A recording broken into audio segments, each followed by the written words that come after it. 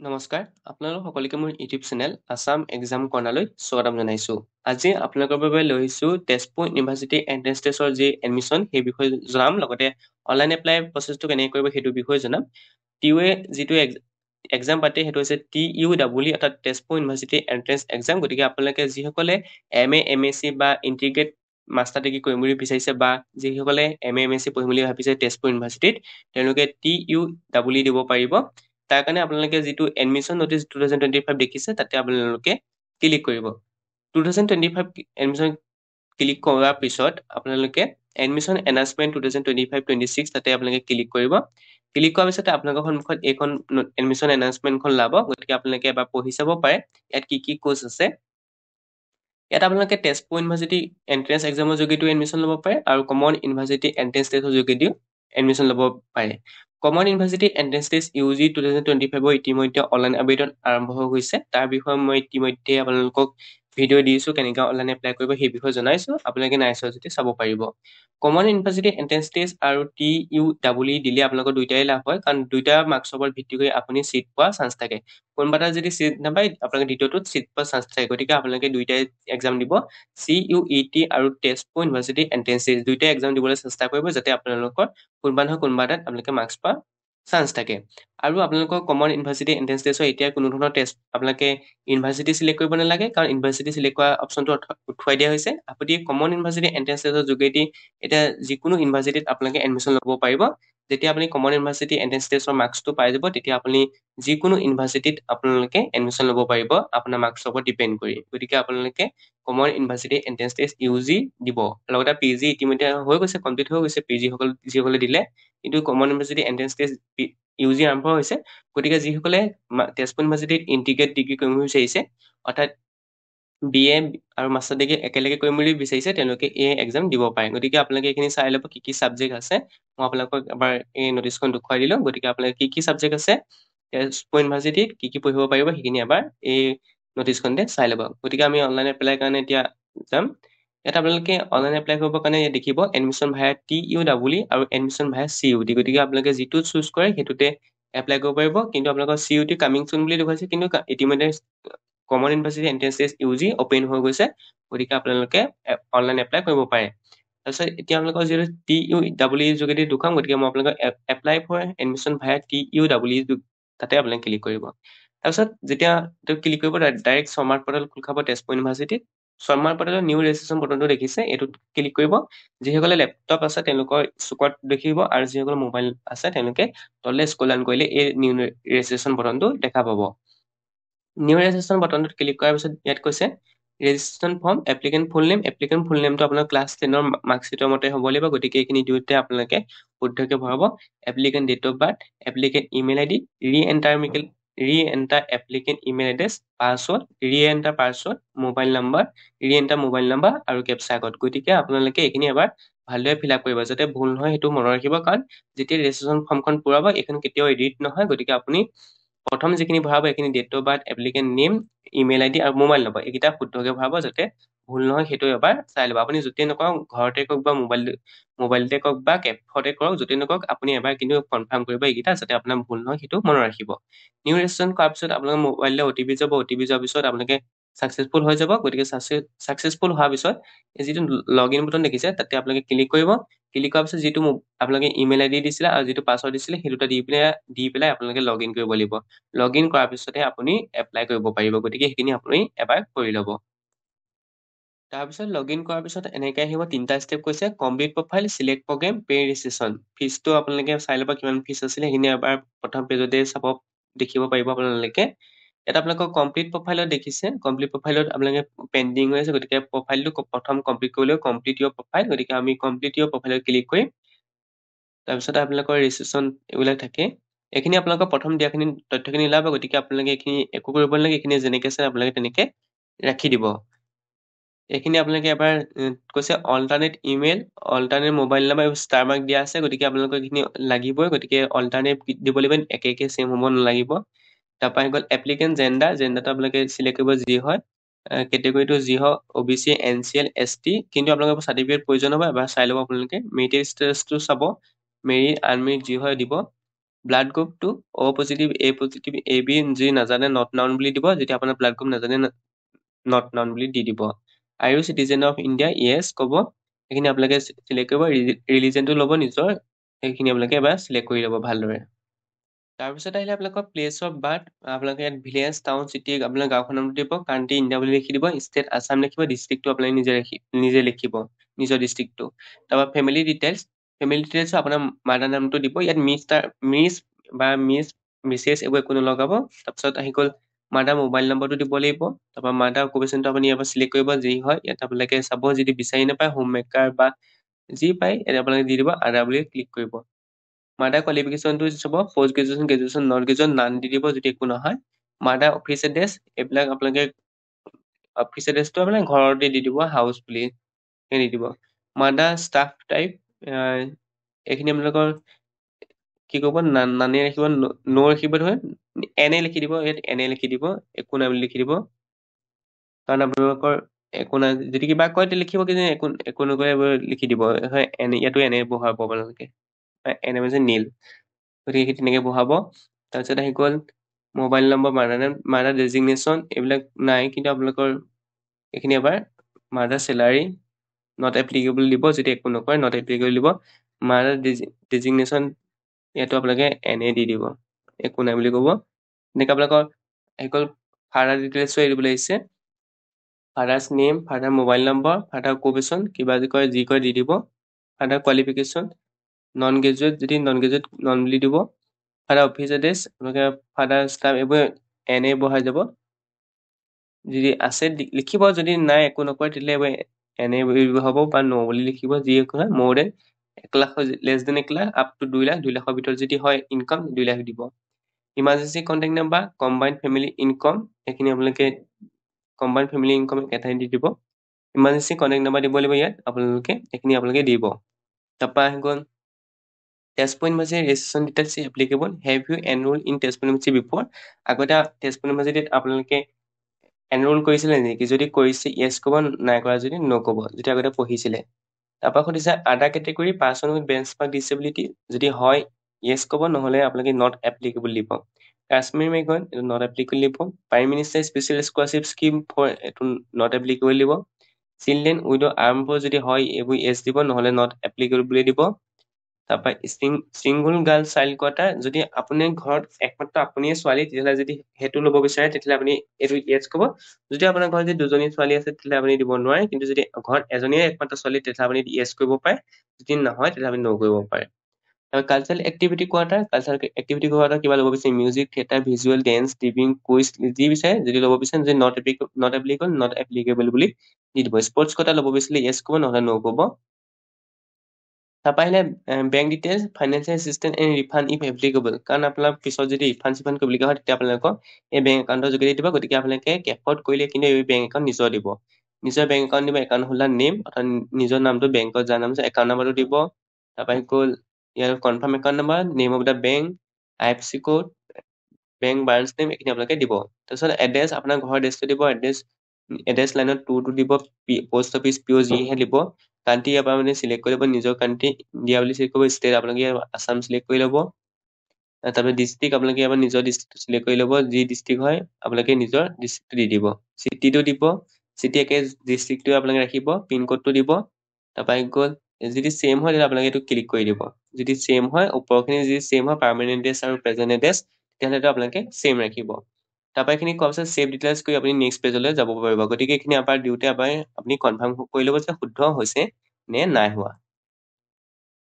তাৰপিছত আপোনালোকে proceed to next বুটনত ক্লিক কৰিব, এবাৰ ওপৰখিনি চাই ল'ব, যদি কিবা ভুল হৈছে আপডেট ডিটেইলছত ক্লিক কৰি আপোনালোকে দিব পাৰিব। প্ৰচিড টু নেক্সট বুটনত ক্লিক কৰাৰ পিছত আহিলে আপোনালোকৰ other details, do you have any illness, যদি আছে কিবা দিব, যে নাথাকিলে ন' কৰিব। Do you have NCC certificate, যদি আছে য়েছ ক'ব, নাথাকিলে আপোনালোকে ন' ক'ব। Have you participate in national service scheme NS স্কিমত, যদি পাৰ্টিচিপেট কৰিছে য়েছ ক'ব, নহ'লে আপোনালোকে ন' ক'ব। Are you ward of university employ, father mother working in Tezpur university, আপোনালোকৰ ঘৰৰ মা দেউতাই তেজপুৰ ইউনিভাৰ্চিটিত কাম কৰে নেকি, যদি কৰে য়েছ ক'ব, নহ'লে ন' ক'ব। তাৰপৰা আহি গ'ল লেংগুৱেজ, আপুনি ইংলিছ কি কৰিব জানে, ইংলিছ ৰিডিং ৰাইটিং চব কৰিব জানে নেকি, যদি ৰিডিং কৰিব জানে ৰিডিং ৰাখিব, ৰাইটিং কৰিব জানিলে ৰাইটিঙো দিব, যদি স্পিকিঙো কৰিব পাৰে স্পিকিঙত ক্লিক কৰিব।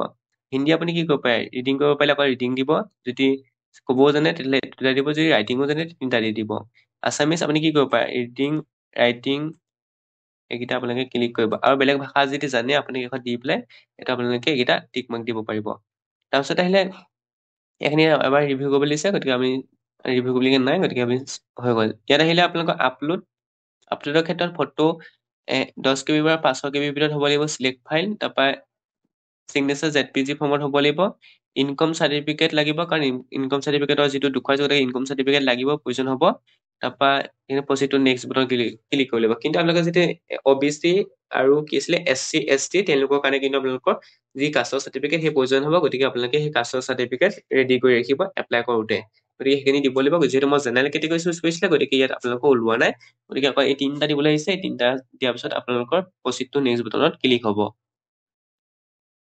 তাৰপিছত আপোনালোকে ডকুমেণ্ট দিয়াৰ পিছত আপোনালোকে প্ৰচিডটো নেক্সট বটনত ক্লিক কৰিব প্ৰচিডটো নেক্সট বটনত ক্লিক কৰাৰ পিছত ফটো এইবিলাক আপোনালোকে এবাৰ চাবলৈ দিব কি কি এপ্লাই কৰিলে কি কি নাই কৰা এইখিনি চোৱাৰ পিছত ছাবমিট এণ্ড লগ বটনৰ যিটো আছে ছাবমিট এণ্ড লগ বটন তাতে আপোনালোকে ক্লিক কৰিব ইয়াত সুধিছে কনফাৰ্ম আপুনি লগ কৰিব বিচাৰে নে যদি হয় আপোনালোকে I do hereby declare that confirm and lock বটনত আপোনালোকে ক্লিক কৰিব কনফাৰ্ম এণ্ড লগ বটনত ক্লিক কৰাৰ পিছত profile submit successfully you can now apply for programme আহিছে গতিকে আপোনালোকে চাব প্ৰগ্ৰেম চিলেক্ট কৰিব আপুনি কি প্ৰগ্ৰেম এপ্লাই কৰিব বিচাৰিছে bachelor of under graduate program certificate program doctor PhD integrate program integrate মানে হৈছে যিসকলে BA MA বা BSc MSc বা BCA MCA আপোনালোকৰ তেজপুৰ ইউনিভাৰ্চিটি একেলগে কৰিব বিচাৰিছে অৰ্থাৎ 5 বছৰীয়া কোৰ্চ কৰিব বিচাৰিছে ডিগ্ৰী আৰু মাষ্টাৰ ডিগ্ৰী একেলগে কমপ্লিট কৰিব বিচাৰিছে কিন্তু নহয় আপুনি অকল পোষ্ট গ্ৰেজুৱেশ্যন প্ৰগ্ৰেম বিচাৰিছে অৰ্থাৎ MA MSc পঢ়িব বিচাৰিছে গতিকে এইটো ক্লিক কৰিব যিটো বিচাৰে আপুনি ইয়াৰ পৰা চাই ল'ব আণ্ডাৰ গ্ৰেজুৱেট হ'লে আণ্ডাৰ গ্ৰেজুৱেট মই আপোনালোকক প্ৰথম আণ্ডাৰ গ্ৰেজুৱেটটো দেখুৱাই দিছোঁ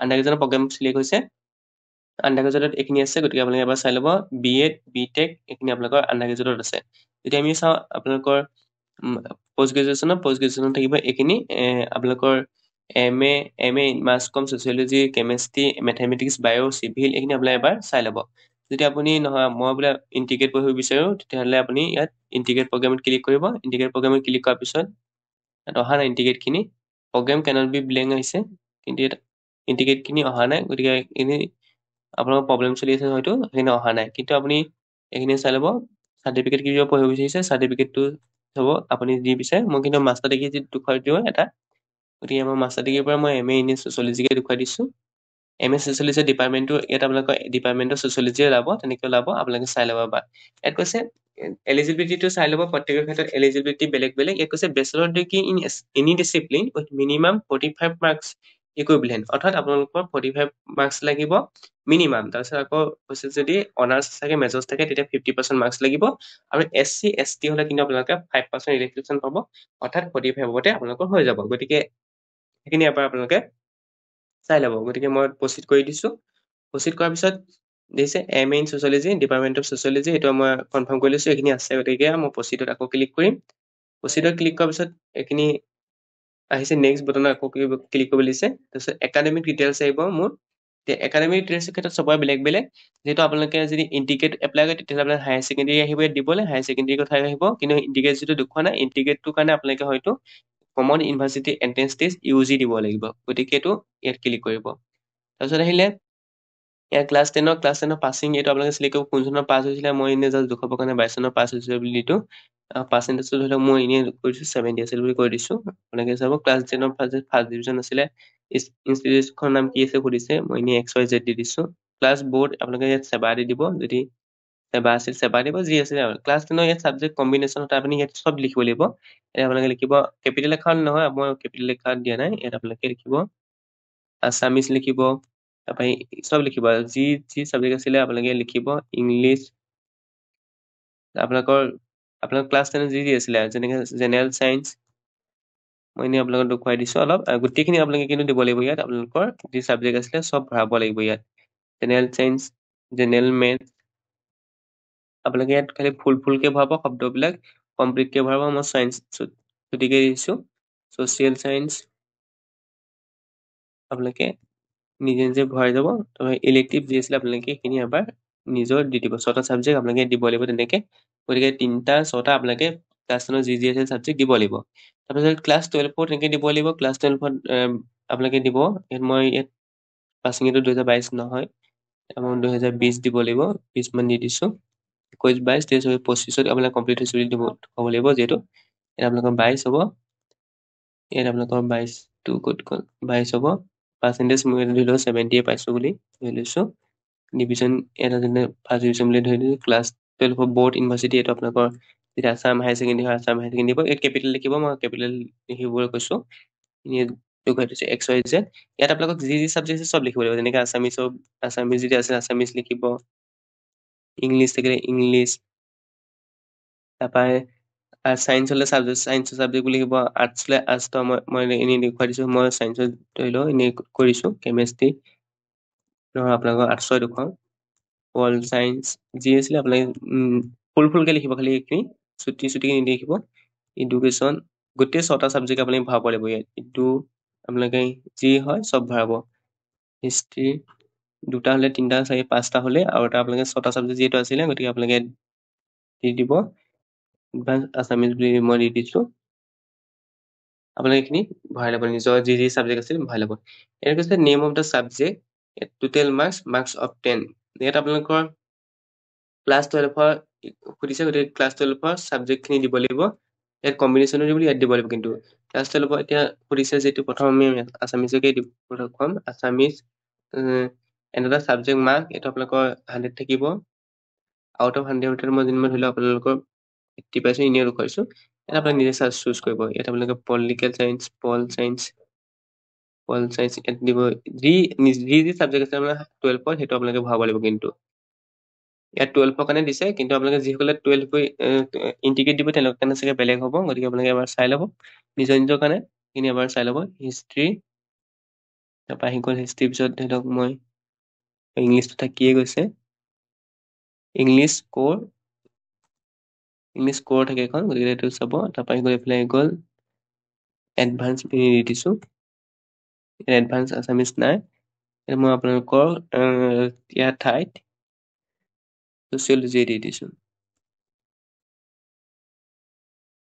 গতিকে এইখিনি আপোনালোকৰ হায়াৰ ছেকেণ্ডেৰী ছাবজেক্ট কি আছে চবে নিজৰ ছাবজেক্টটো চাই ল'ব। এইখিনি 100 দিব। টোটেল মাৰ্কটো 100 থাকিব। 100 থাকিব। চব 100 দিব। 100 দি ইয়াত আপোনালোকে যিটো মাৰ্কছ পাইছে সেইখিনি আপোনালোকে ইয়াত ভৰাই দিব। এফালৰ পৰা ইয়াত যি মাৰ্কছ পাইছে সেই গোটেইখিনি ভৰাই দিব। সেইখিনি দিয়াৰ পিছত আহিলে কোৱালিফিকেশ্যন ডিটেইলছ গ্ৰেজুৱেশ্যনৰ ক্ষেত্ৰত যেতিয়া আপুনি মাষ্টাৰ ডিগ্ৰী পঢ়িম বুলি কৈছে, যদি এপিয়াৰিং হৈছে এপিয়াৰ বুলি দিব। অৰ্থাৎ 6 ছেমিষ্টাৰ যদি আছে 6 ছেমিষ্টাৰত এপিয়াৰিং বুলি দিব। তেতিয়া আপোনালোকৰ গ্ৰেজুৱেশ্যন ফাইনেল এক্সামিনেশ্যন আপোনালোকৰ কি হ'ব? 25ত পাছ কৰিব। এতিয়া 25ত দিব। গ্ৰেজুৱেশ্যন ছাবজেক্ট যদি মেজৰ লৈছে তেতিয়াহ'লে এখন ছাবজেক্টে দিব। আপুনি ছচিয়লজি, মই ধৰিছোঁ ছচিয়লজিটো দেখুৱাইছোঁ যেতিয়া ছচিয়লজি দি দিছোঁ। Have you pass graduation with major? যদি হয় য়েছ ক'ব। ইয়াত য়েছ ক'ব। যদি নহয় ন' ক'ব। গতিকে এইখিনি য়েছ ক'লে মেজৰে থাকে এতিয়া চবৰে, গতিকে সেইটো চাব গ্ৰেজুৱেশ্যন মেজৰ ছাবজেক্ট। ইয়াত আপোনালোকে সেই ছচিয়লজিকে ভৰাই দিব। ইয়াত আপোনালোকে ছচিয়লজিকে দি দিব। গতিকে এইখিনি আপোনালোকে চাব। Graduation name of board university, ইয়াত আপোনালোকে যি হয় দি দিব নিজৰ ইউনিভাৰ্চিটি।